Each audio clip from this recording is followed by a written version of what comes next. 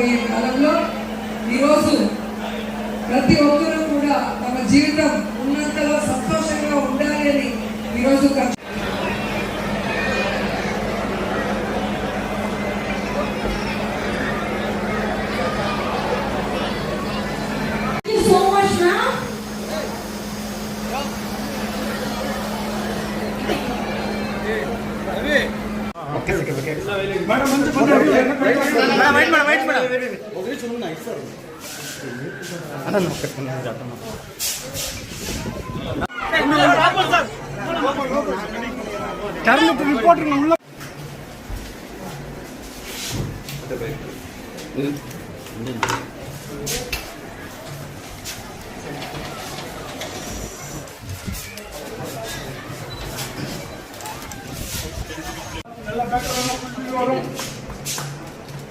Okay madam.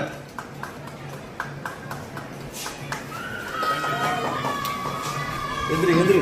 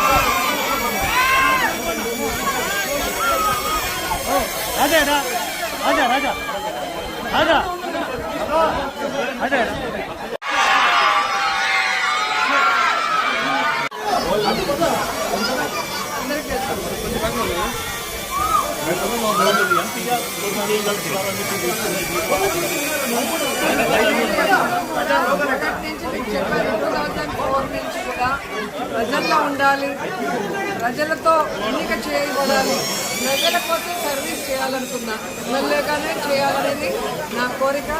So Jaganmohan Reddy గారి ఆశీర్వాదంతో 2 సార్లు ఎమ్మెల్యే అయ్యా, మంత్రి కూడా అయ్యా, 3వ సారి కూడా ఎమ్మెల్యేగా హ్యాట్రిక్ కొడతా జగనన్న ఆశిస్తుందని ఈ సందర్భంగా తెలియజేస్తున్నాను. ఈరోజు కొన్ని పచ్చ ఛానళ్ళు ఫేక్ న్యూస్ ఒంగోలు ఎంపీగా నేను వెళ్తున్నానని వేయటం కేవలం కార్యకర్తల్ని కన్ఫ్యూజ్ చేయడానికి తప్ప వేరే దేనికి కూడా యూజ్ అవ్వదని కూడా ఈ సందర్భంగా తెలియజేస్తున్నాను. గతంలో కూడా మీకు చెప్పాను, వైఎస్ఆర్ కాంగ్రెస్ పార్టీలో ఏవైనా మార్పులు చేర్పులు ఉంటే సాక్షి పేపర్ చదవండి, సాక్షి టీవీ చూస్తే మీకు అర్థమవుతుంది. అది కాకుండా వేరే ఏ ఛానల్లో వచ్చినా కూడా అది కేవలం ఫేక్ న్యూస్, కార్యకర్తల్ని భయపెట్టడానికి, కన్ఫ్యూజ్ చేయడానికి తప్ప మరొకటి కాదు. ఎవరు ఎన్ని కన్ఫ్యూజులు చేసినా, ఎవరన్నీ పిచ్చి రాతలు రాసుకున్నా 2024 జగనన్న వన్స్ మోర్ అని ప్రజలందరూ కూడా ఫిక్స్ అయిపోయారు. ఇప్పటికే అన్ని జిల్లాల్లో కూడా క్యాండిడేట్ని జగన్మోహన్ రెడ్డి గారు అనౌన్స్ చేసేయడం మీరు అందరూ కూడా గమనించారు. ఈరోజు తెలుగుదేశం పార్టీకి కానీ, జనసేనకు కానీ, కాంగ్రెస్కి కానీ క్యాండిడేట్లు లేక ఫ్రస్ట్రేషన్తో పిచ్చెక్కిపోయి ఈరోజు ఈ విధంగా వైఎస్ఆర్ కాంగ్రెస్ పార్టీ మీద దుమ్మెత్తిపోసే కార్యక్రమాన్ని చేసుకుంటూ ముందుకు వెళ్తున్నారు తప్ప వాళ్ళ పార్టీలో ఏ నియోజకవర్గంలో ఏ ఎమ్మెల్యేకి ఇవ్వాలి, ఏ పార్లమెంటు పరిధిలో ఏ పార్లమెంట్ సభ్యుడికి ఇవ్వాలన్న ఆలోచనలు వాళ్ళు లేరు. కాబట్టి వాళ్ళకి చెప్పేది ఒకటే, మీరు ఎమ్మెల్యే క్యాండిడేట్లు అనౌన్స్ చేయలేరు, మీరు ఎంపీ క్యాండిడేట్లు అనౌన్స్ చేయలేరు, మీరు ఎలక్షన్ చేయలేరు. మీరు ఇలా మాట్లాడుకుంటూ ఆలోచించుకుంటూ ఉండగానే జగనన్న ఎలక్షన్స్ పూర్తి చేసి 2వసారి ముఖ్యమంత్రిగా ప్రమాణ స్వీకారం కూడా చేస్తారని ఘంటాపదంగా వాళ్ళందరికీ కూడా చెప్తున్నారు. ఎందుకంటే ఈరోజు సింగిల్గానే 175 పెట్టలేరు, కలిసి గుంపులుగా వచ్చినా 175 సీట్లో క్యాండిడేట్లు పెట్టలేరు. ఇక వీళ్ళేం జగన్ గారు చేస్తారో ఒకసారి ఆలోచించండి. కేవలం తమ పచ్చ ఛానల్స్లో విషాన్ని చెమ్మడం తప్ప మరొకటి చేయలేరు. మీరు ఏ గ్రామానికైనా రండి, నేను ఈరోజు సవాల్ వేస్తున్నాను. ఈ రాష్ట్రంలో ఏ నియోజకవర్గంలో అయినా, ఏ గ్రామంలో అయినా, ఏ వీధిలో అయినా, ఏ ఇంట్లో అయినా, అది ఏ పార్టీ వాళ్ళైనా కూడా జగన్మోహన్ రెడ్డి గారు ఈరోజు తండ్రి స్థానంలో ప్రతి కుటుంబానికి పేదవాడు ఎలిజిబిలిటీ ఉంటే వెంటనే వెల్ఫేర్ని వారి గుమ్మం వద్దకే పంపించడం జరుగుతుంది. అలాగే గడప గడపకు మన ప్రభుత్వం ద్వారా ఏదైతే ఎమ్మెల్యేలు మరి పెడుతున్నారో వర్క్స్, అవన్నీ కూడా అభివృద్ధి కార్యక్రమాలు కూడా చేయటం అనేది నేను యాజ్ ఎమ్మెల్యే చేస్తున్నా కాబట్టి మీకు ఇంత ధైర్యంగా స్పష్టంగా చెప్పగలను. కాబట్టి ఏదో ఏసీ రూముల్లో కూర్చొనేసి ఒకటో కృష్ణుడు చంద్రబాబు నాయుడు, రెండో కృష్ణుడు లోకేష్, మూడో కృష్ణుడు పవన్ కళ్యాణ్ అయిపోయింది. ఇప్పుడు నాలుగో కృష్ణుడు హైదరాబాద్లో నుంచి బయలుదేరింది ఒక లేడీ. సో ఎవరు ఎన్ని మాట్లాడినా ప్రజలు తమ కుటుంబానికి ఏం చేశారు, తమ ఊరికి ఏం చేశారు, తమ నియోజకవర్గానికి ఏం చేశారు, ఈ రాష్ట్రానికి ఎవరు ఏం చేశారని ఆలోచిస్తే one and only YSR family మాత్రమే ఈ రాష్ట్ర ప్రజలకి మంచి చేశారు. ఈ రాష్ట్ర ప్రజల్ని కుటుంబ సభ్యులుగా భావించి ప్రేమ అభిమానంతో పాటు వెల్ఫేర్ని, అభివృద్ధిని అందించారని కూడా ఈ సందర్భంగా తెలియజేసుకుంటున్నారు. సూలూరుపేట నియోజకవర్గంలో బీవీపాలెంలో lake view, Pulicat lake view resort ఈరోజు నా చేతుల మీదుగా ఓపెన్ అవ్వటం నాకు సంతోషంగా ఉంది. ఒక టూరిజం మినిస్టర్గా ఇంత చక్కటి ప్లేస్ని ఈరోజు ఓఎండ్ఎం ద్వారా ప్రైవేటు భాగస్వామితో చాలా అద్భుతంగా తీర్చిదిద్దారు. పర్యాటకులందరూ కూడా ఫ్యామిలీతో ఇక్కడికి వచ్చి తమ పిల్లలు ఆడుకోవడానికి మంచి ప్లే ఏరియాతో పాటు చక్కటి రూమ్స్, చక్కటి ఫుడ్తో వారందరినీ కూడా అలరించేందుకు ఈ యాజమాన్యం చాలా సిద్ధంగా ఉందని కూడా ఈ సందర్భంగా తెలియజేసుకుంటున్నాను.